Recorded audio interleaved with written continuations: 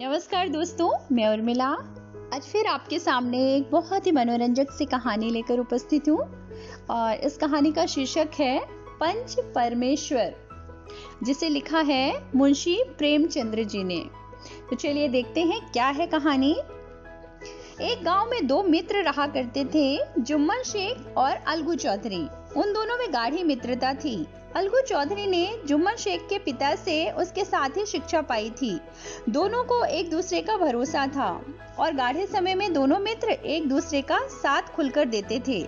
जब अलगू चौधरी कहीं बाहर जाता तब अपना घर जुम्मन के भरोसे छोड़ जाता। इसी तरह जुम्मन शेख अपने घर द्वार की जिम्मेदारी अलगू चौधरी को सौंप जाता था। जुम्मन की एक बूढ़ी खाला अर्थात मौसी थी। जुम्मन के सिवाय इस दुनिया में उसका कोई नहीं था। वह जुम्मन के साथ ही रहती थी। जब तक उसने अपने खेत व घर की संपत्ति जुम्मन के नाम नहीं लिख दी थी, तब तक उसकी खातिरदारी होती रही। लेकिन संपत्ति लिखते ही उसकी खातिरदारी में कमी आ गई। यहाँ तक कि दाल रोटी के भी लाले पड़ने लगे। जुम्मन की पत्नी गर्म मिजाज की थी। वे रोटियों के साथ साथ कड़वी बातें भी कहने लगी। बुढ़िया ना जाने कब तक जाएगी। 2-3 बीघा उसने जमीन क्या दे दी, मानो हमें खरीद लिया। जितना रुपया इसके पेट में झोंक चुके, उतने से तो अब तक गांव खरीद लेते। जुम्मन शेख भी निष्ठुर हो गया था। कुछ दिन खाला जान ने सुना और सहा, पर जब ना सहा गया तो जुम्मन से शिकायत की। जुम्मन ने उसकी ओर कोई ध्यान नहीं दिया। अंत में एक दिन उसकी मौसी ने कहा, बेटा तुम्हारे साथ मेरा निर्वाह ना हो सकेगा, तुम मुझे रुपए दे दिया करो, मैं अपना पका खा लूंगी। जुम्मन ने धृष्टता से उत्तर दिया, रुपया यहाँ कहाँ फलते हैं क्या? मौसी ने नम्रता से कहा, मुझे भी कुछ रूखा सूखा चाहिए कि नहीं? जुम्मन ने क्रुद्ध होकर कहा, तो कोई थोड़े ही समझा था कि तुम मौत से लड़कर आई हो। मौसी बिगड़ गई और उसने मामला पंचायत में पेश करने की धमकी दी। जुम्मन हंसकर बोला, हाँ जरूर, पंचायत करा लो, फैसला हो जाए। मुझे भी यह रात दिन की खटपट पसंद नहीं। पंचायत में किसकी जीत होगी, इस विषय में जुम्मन को कोई भी संदेह नहीं था। ऐसा कौन था जो उसको शत्रु बनाने का साहस कर सके? मौसी ने दौड़ धूप करके पंचायत बैठाई। जब सरपंच चुनने की बात पर जुम्मन आनाकानी करने लगा, तब खाला जान ने अलगू चौधरी को ही सरपंच बनाना स्वीकार किया। अलगू ने कहा, जुम्मन मेरा मित्र है, मुझे सरपंच मत बनाओ। मौसी ने गंभीर स्वर में कहा, बेटा दोस्ती के लिए कोई अपना ईमान नहीं बेचता। पंच ना किसी के दोस्त होते हैं और ना किसी के दुश्मन। पंचों के दिल में खुदा बसता है। पंचों के दिल से जो बात निकलती है, वह खुदा की तरफ से निकलती है। जुम्मन यह सोचकर मन ही मन खुश था कि मेरा मित्र ही सरपंच बना है, वह निश्चय ही मेरे पक्ष में फैसला देगा। मौसी की बात सुनकर अलगू चौधरी का सोया ईमान जाग उठा। वह सरपंच बना। उसके आसपास अन्य पंच बैठे। बूढ़ी खाला ने उनसे विनती की, पंचों, आज 3 साल हुए, मैंने सारी जायदाद अपने भांजे जुम्मन के नाम लिख दी थी। जुम्मन ने मुझे जीवन भर रोटी कपड़ा देना कबूल किया था। मुझे ना पेट को रोटी मिलती है और ना तन को कपड़ा। बेबस वेवा हूँ, कचहरी दरबार नहीं कर सकती। तुम्हारे सिवा किसके पास अपना दुख सुनाऊं? तुम लोग जो राह निकाल दो उसी पर चलूं। मैं पंचों का हुक्म सिर माथे चढ़ाऊंगी।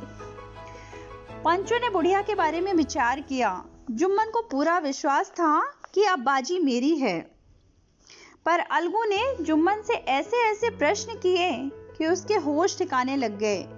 जुम्मन हैरान था कि क्या अलगू उसकी दोस्ती भूल गया जो इस मामले में ऐसे प्रश्न कर रहा है। आखिर अलगू ने फैसला सुनाया। जुम्मन शेख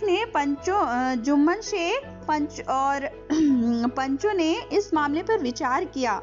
हमारी राय यह है कि खाला जान को माहवार खर्चा दिया जाए।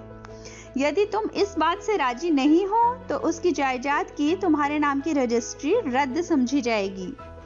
इस फैसले ने जुम्मन शेख और अलगू चौधरी की दोस्ती की जड़ हिला दी। वह अलगू चौधरी से बदला लेने का मौका ढूंढने लगा। शीघ्र ही उसे ऐसा मौका मिल गया। अलगू ने बैलों की एक नई जोड़ी खरीदी थी।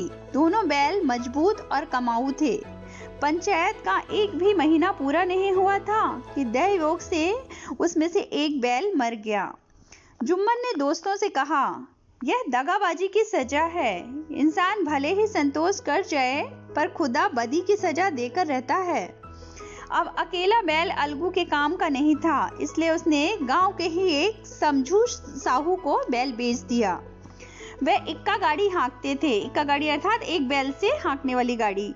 1 महीने में बैल का दाम चुकाने का उन्होंने वायदा किया। समझू साहू गांव से अनाज, गुड़ आदि लादकर मंडी ले जाते और वहां से नमक, तेल आदि गांव लाते। नया और मजबूत बैल पाकर वे दिन में 3-4 बार चक्कर लगाने लगे। बैल से मेहनत तो इतनी लेते, पर उसके दाने पानी का उचित प्रबंध बिल्कुल ना करते। परिणाम यह हुआ कि कुछ दिनों में बैल की हड्डी पसली दिखाई देने लगी।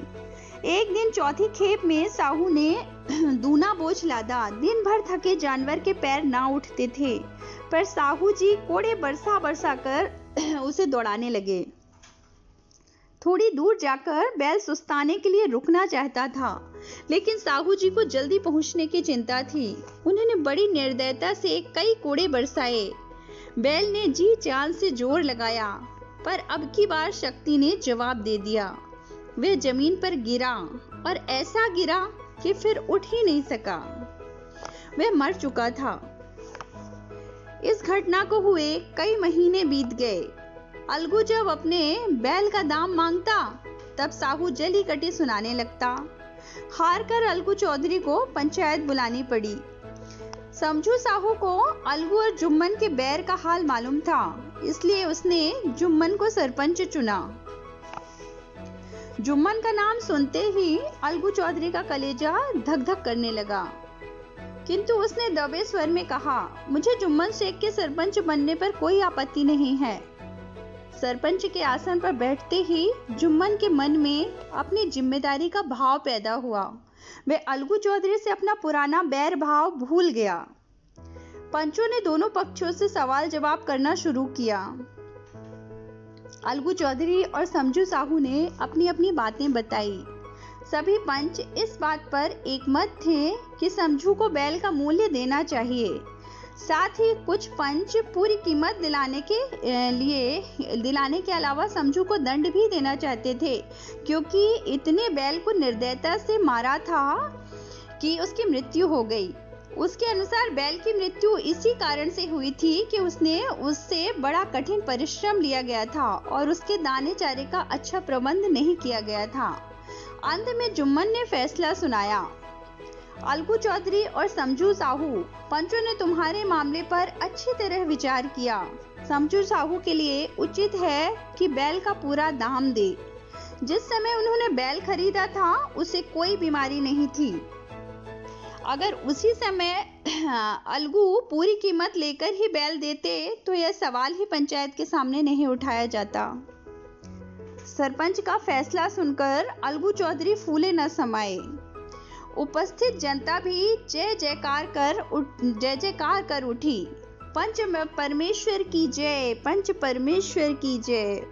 थोड़ी देर बाद जुम्मन अलगू के पास आए और उनके गले लिपटकर बोले, भैया, जब से तुमने मेरी पंचायत की, तब से मैं तुम्हारा शत्रु बन गया था, पर मुझे आज पता चला कि पंच के पद पर बैठकर न कोई किसी का मित्र रहता है और न ही शत्रु।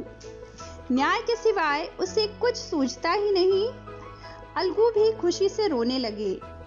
इस पानी से दोनों के मन का मैल धुल गया। उस दिन से दोनों फिर से दोस्त बन गए और मित्रता की मुरझाई लता फिर से हरी हो गई। तो देखा दोस्तों, ये थी कहानी पंच परमेश्वर की। अर्थात जो न्याय होता है वो निष्पक्ष होता है। वो कोई भी अपना सगा संबंधी या मित्र दोस्त देखकर नहीं होता है। इसलिए न्याय हमेशा उचित और सही ही करना चाहिए, ना कि किसी का पक्षपात करके। तो चलिए ये अब हम मिलेंगे एक नई कहानी के साथ अगले वीडियो में। तब तक के लिए अपना ध्यान रखिए। Take care, bye bye.